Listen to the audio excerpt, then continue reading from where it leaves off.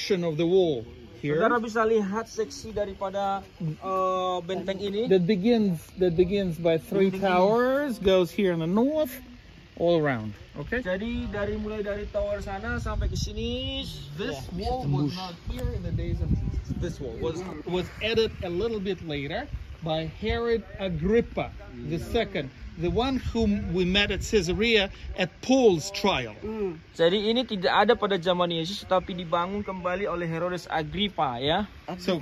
Agrippa II.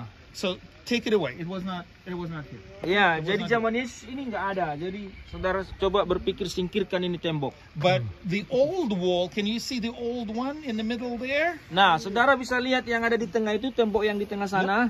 That was here in the days of Jesus. Jadi itulah yang ada pada zaman Yesus. And you will understand why I want you to imagine this in just a minute. Jadi apa yang mau saya saudara bisa mengerti, membayangkan apa yang dari hal ini. Okay. All right. So let's remember what happened to Jesus.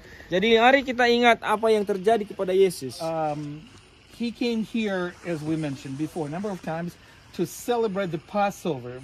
Wouldn't that be true, right? To celebrate the Passover. Jadi dia datang ke Yerusalem untuk merayakan Paskah.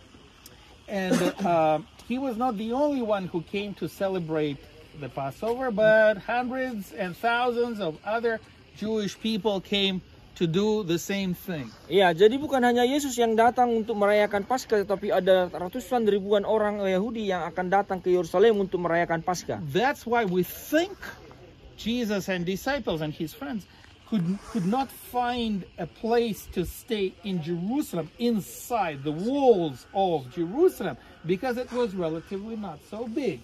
Ya, jadi oleh karena itulah saudara-saudara tidak agak kesusahan itu Yesus dan teman-temannya untuk mendapatkan rumah di dalam Yerusalem, karena di Yerusalem itu sangat kecil, ya. Even today, if you decide to come during the Passover today to Jerusalem, you will not find the room at the hotel. Ya, jadi bahkan sampai hari ini kalau saudara datang ke Yerusalem mau merayakan Paskah, maka saudara tidak akan menemukan di Yerusalem itu bahkan hotel pun. And the prices are very expensive. Bahkan harga pun akan sangat-sangat mahal sekali. And we think that Jesus and disciples were staying outside Jerusalem. Jadi oleh karena itulah murid-murid Yesus dan juga Yesus memilih akan tinggal di luar daripada Yerusalem. In the area of Gethsemane. Di area daripada Getsemani. Can you point out to me where is Gethsemane? Apakah saudara bisa menunjukkan kepada saya di mana Getsemani? Yes, on the other side of city. Right? Jadi di luar kota sana. On the east side. Di sebelah timur tempat kita tadi sudah. On the west. Yang sebelah Kidron itu. Dalam sebelah baratnya. And we are on the west side now. Dan kita sekarang di sebelah barat. Okay. So you need to imagine on the other side, under the balcony, right? This is where. Jadi saudara bisa membayangkan di daerah balkon sana itu sebelah timur.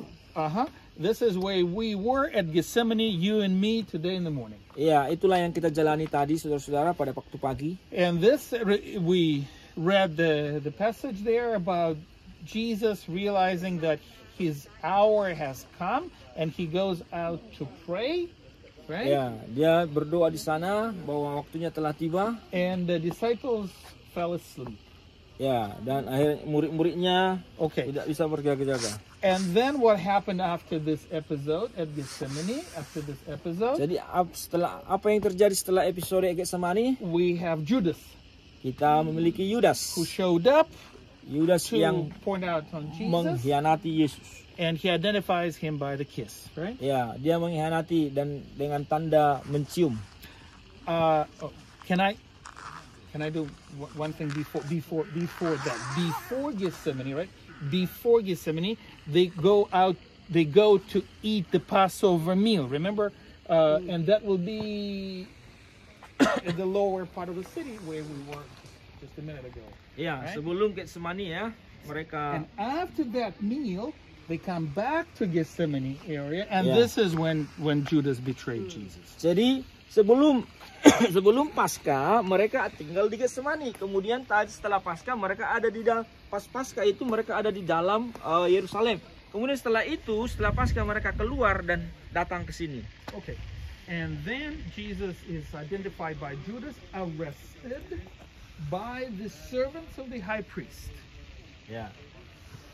Jadi Yudas itu mengkhianati Yesus dengan tanda ciuman, kemudian menyerahkannya kepada imam-imam, ahli-ahli Taurat, And then imam besar.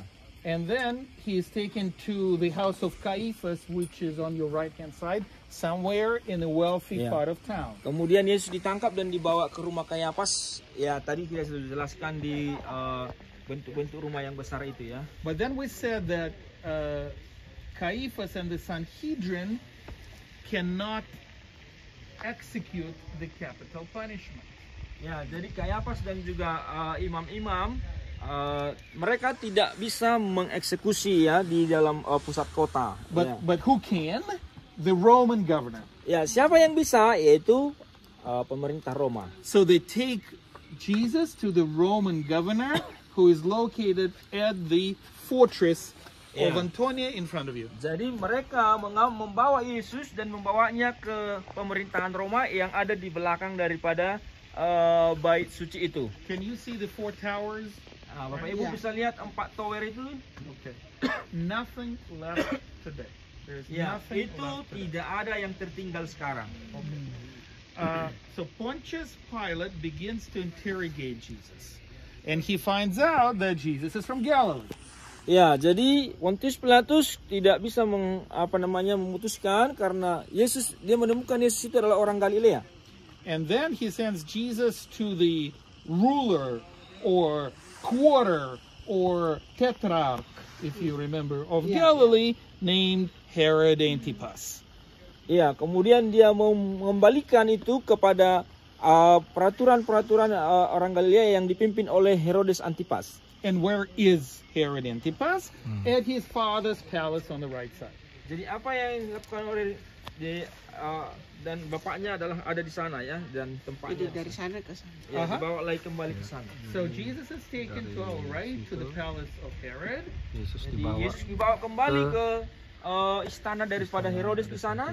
Remember that the reason why Herod wants to see Jesus is because he thinks that this is John the Baptist.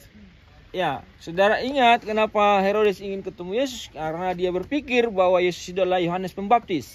As soon as he finds out that Jesus is not John the Baptist, Dan setelah dia akhirnya menemukan bahwa ternyata Yesus bukanlah Yohanes Pembaptis, he sends Jesus where? Back to Pontius Pilate. Back to Kemudian- the fortress. kemudian akhirnya Herodes Antipas mengirim kembali Yesus ke tempatnya Pontius Pilatus.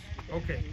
And as soon as Pontius Pilate gets Jesus again, he is free to condemn him to crucifixion. Ya, kemudian akhirnya Pontius Pilatus akhirnya bebas untuk menjatuhkan hukuman kepadanya untuk disalibkan. Okay. And now Jesus is been taken out to be crucified on the cross on the hill called Golgotha, Kemudian akhirnya Yesus akhirnya dijatuhi hukuman dan akan disalibkan di bukit Golgata or Calvary. atau disebut Kalvari. Okay, same thing. Ya, where is place? Okay.